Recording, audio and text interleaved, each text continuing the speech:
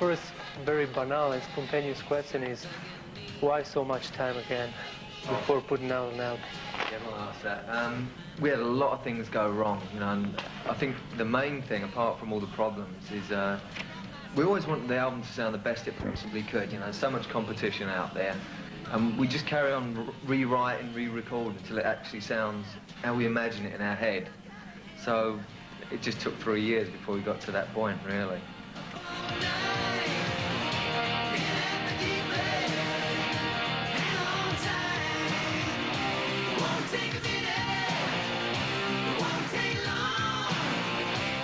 Strictly musically, what's different, if there's anything different compared to the previous album?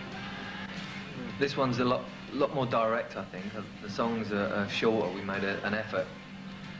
On Hysteria, we kind of noticed that all the songs were being 5-6 minutes long. So we made a bit of an effort to make them shorter, you know, perhaps 4 minutes on stuff. And it's just a lot more direct of an album, I think. You know, it's the same sounds, you know, it's the same kind of big sound and backing vocals. But I think it's easier to listen to. Yeah, you can listen to it once or twice and you remember it. That's right. Just wanted to make it a bit more exciting, you know, something that, like Phil said, would stick in your mind a little bit better.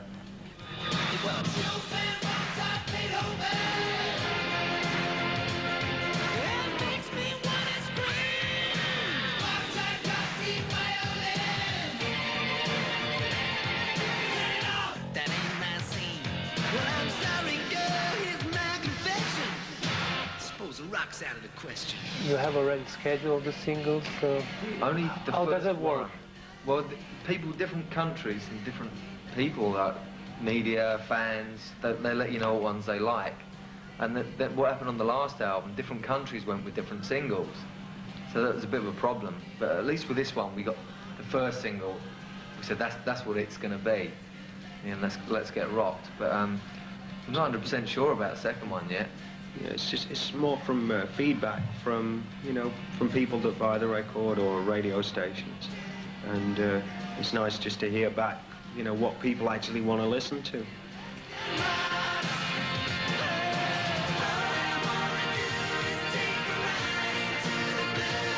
Average listener and fan, they probably ask themselves, what do you do in the studio? How much of the studio time is reserved to rehearsing, and how much of it is reserved to rewriting and, you know, trying to get the sound perfect and very polished?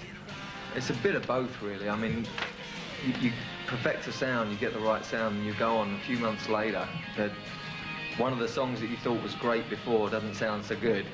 So you go back and you redo that. But having said that, you know, like our backing vocals take a real long time.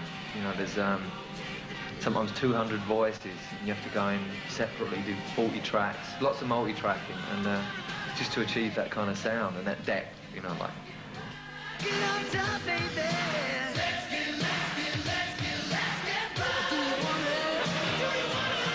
What kind of schedule do you impose yourself in the average studio day? You work at night, at daytime, or what? Well, it's usually like about 11 in the morning till 12 at night. And then on this album, we took weekends off, where we didn't on Hysteria. That was a good thing to do, I think.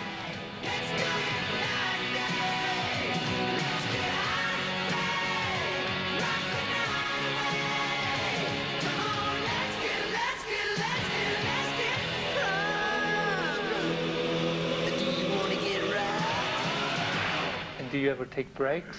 The thing is, when there's one person in the studio, then perhaps some of the other guys can, because we're never all in there at the same time unless we're doing backing vocals. So it kind of works out pretty good, you know. If, I had a 3-month break when my wife had our son, you know, and Joe was singing at that time, which worked out great. And when Rick was playing drums, I was able to get some time off. So that's why. Huh? Yeah.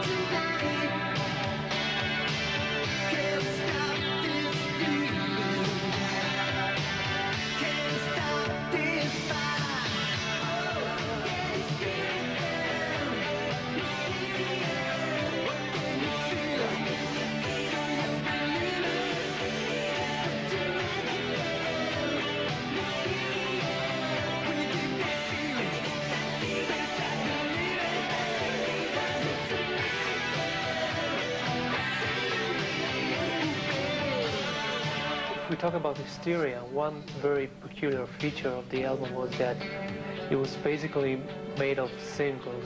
Any songs you could take out of it and it was a single and it went straight on top of the charts. Do you plan that? The songs to be singles? Or You always plan for the songs to be as strong as they can be. And that usually means that they turn out sounding commercial. If you spend so much time and you make a song great, it's usually going to turn out very commercial sounding, you know, unless you get self-indulgent and stuff like that, which we really steer away from. You know, so hopefully on this album we'll be able to release lots of singles as well.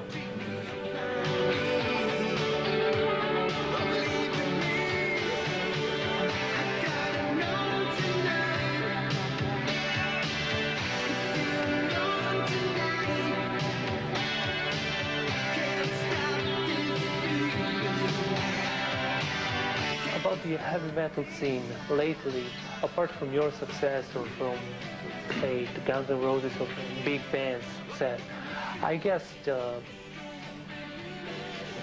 fans are so many more compared to a few years ago. It's like the scene probably graduated to the mainstream, or maybe the audience graduated to heavy metal. What do you think?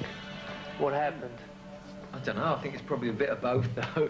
You know, I think it's just become more acceptable. I think if you ram enough stuff down someone's throat enough times, then someone will take notice of it in the end. All these bands have been pretty relentless, you know, especially like stuff like Metallica coming out, which is very hardcore compared to, say, us. You know, we're a lot more accessible, I would think, for a person to listen to, you know. But they're even accepting stuff like Metallica now, and it's great, you know. It's different, you know. It's also good having a bracket for that, like heavy metal, because we don't consider ourselves a heavy metal band. We're like a rock band. Yeah. And it's nice to be able to, you know, be slightly separate from that. You know?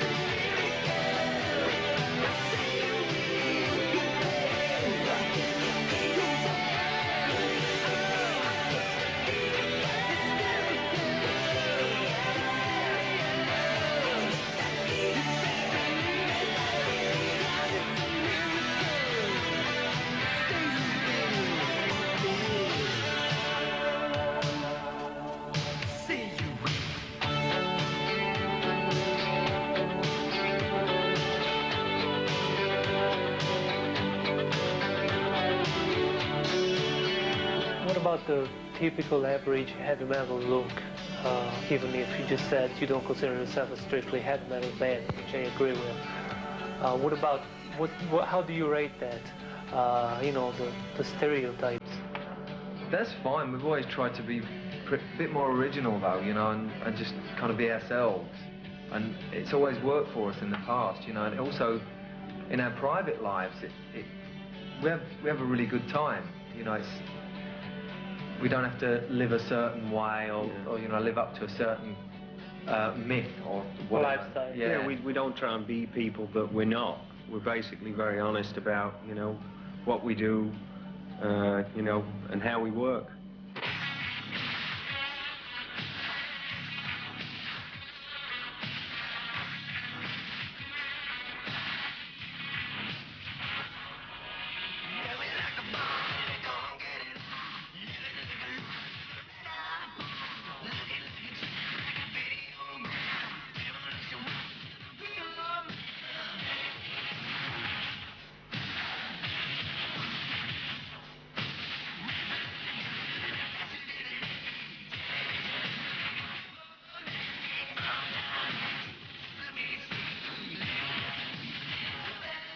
I think we accepted video. You know, a lot of bands when video first became popular, a lot of rock bands said, oh, we're a radio band, you know, we don't want to get involved.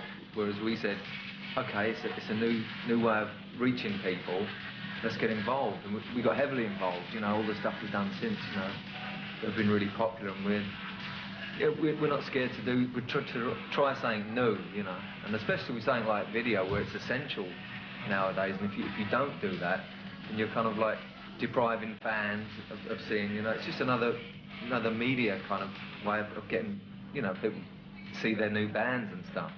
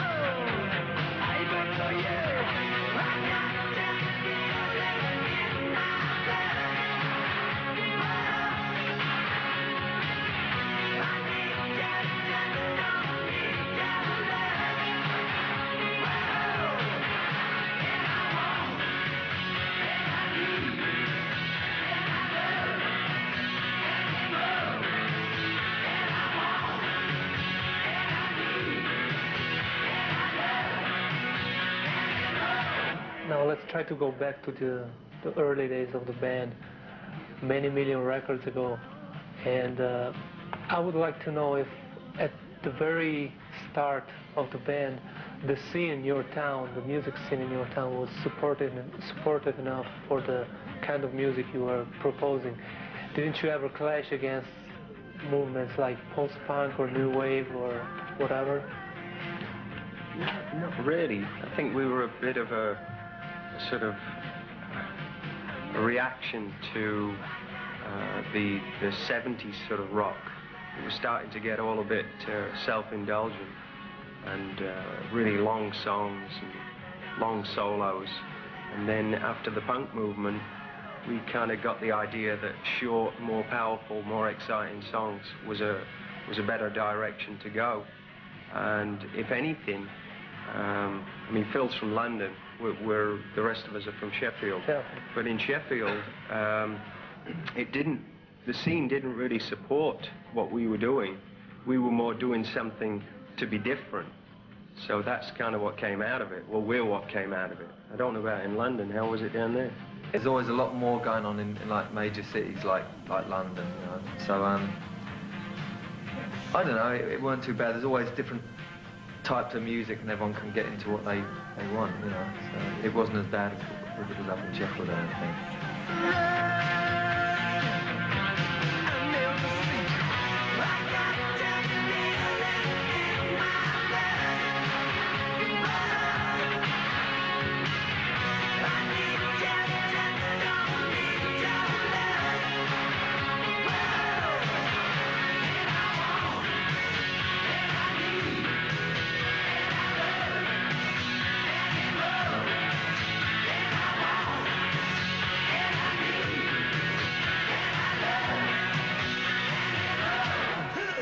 I was reading your press release moments ago, and I read that once you went to play for the Reading Rock Festival in the early 80s, I guess 1980, and you were not greeted so enthusiastically. And what happened? I read that there were beer cans thrown on stage and stuff like that. What happened? I think because I was in a different band, but we played the same day, and the same thing happened to us. Yeah, right. You were throwing cans at us, yeah. right? We got the same thing, you know. It was just, I don't know, just a really negative approach, you know. And they're kind of funny in England. They're a bit strange. But, I think with Def Leppard as well, they read something in one of the papers that sold out to America or something like that, which was totally untrue. You know, bands like Iron Maiden actually played twice as many shows in America and tried harder to break America. It was just that was some journalist's view, and they just happened to pick up on it. They're very like being led in England. They don't kind of make their own mind up. Someone tells them a fact, and they go along with it. I think that's how they do it. After the success of Hysteria, because Reading was earlier on, after the success of Hysteria, we got a whole bunch of new fans in England, which was actually really, really positive. And then they ended up liking the Def Leppard for the music, you know, rather than listening to one person's opinion in the press or a rock magazine.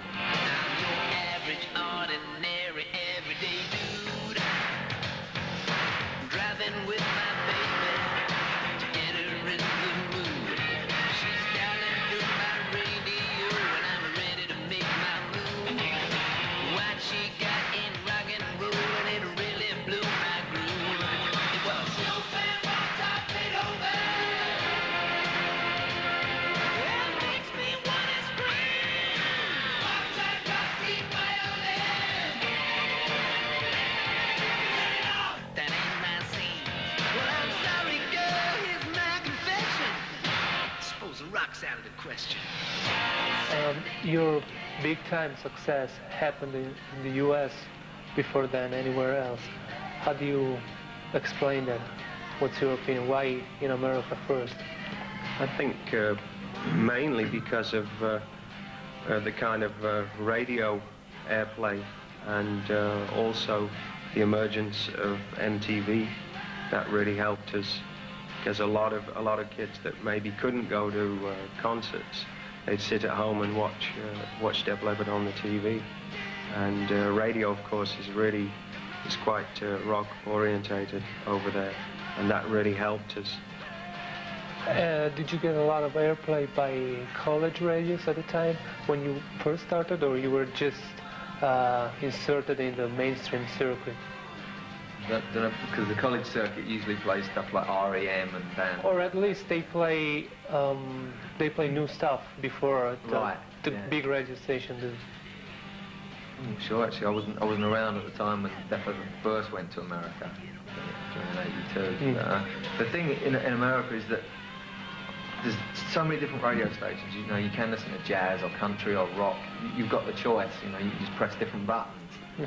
And so I think a lot more bands of certain genres get a lot more airplay because, you know, a rock fan will listen to a rock station. So there'll be more time to play new bands as well.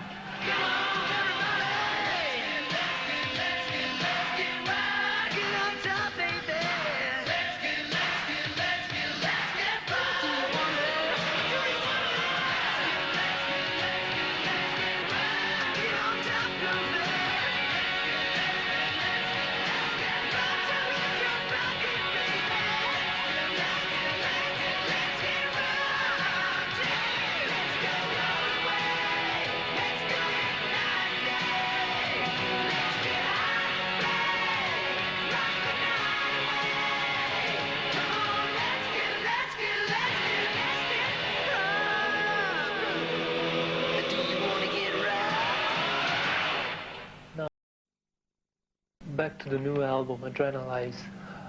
It's finally out. A lot of people expect, especially probably in the record company, expect it to behave as good as the previous two ones did in terms of sale. Do you feel any pressure for that? No, we're just really pleased that we got it finished and it sounded like we wanted it to. With Hysteria, we had a lot of pressure because everyone said, oh, Pyromania sold so many copies and you've got to live up to that. When we finished that, we were just really pleased that it sounded the best we could make it sound. So, you know, we wasn't thinking in terms of sales or anything. Obviously, it'd be very nice, but as long as we're happy with the final result, that's why it took 3 years. Otherwise, we'd have just released it, you know, like 2 years before that. You know, it's very important that we're very happy with it, and I think that's more of a motivation than a sales thing.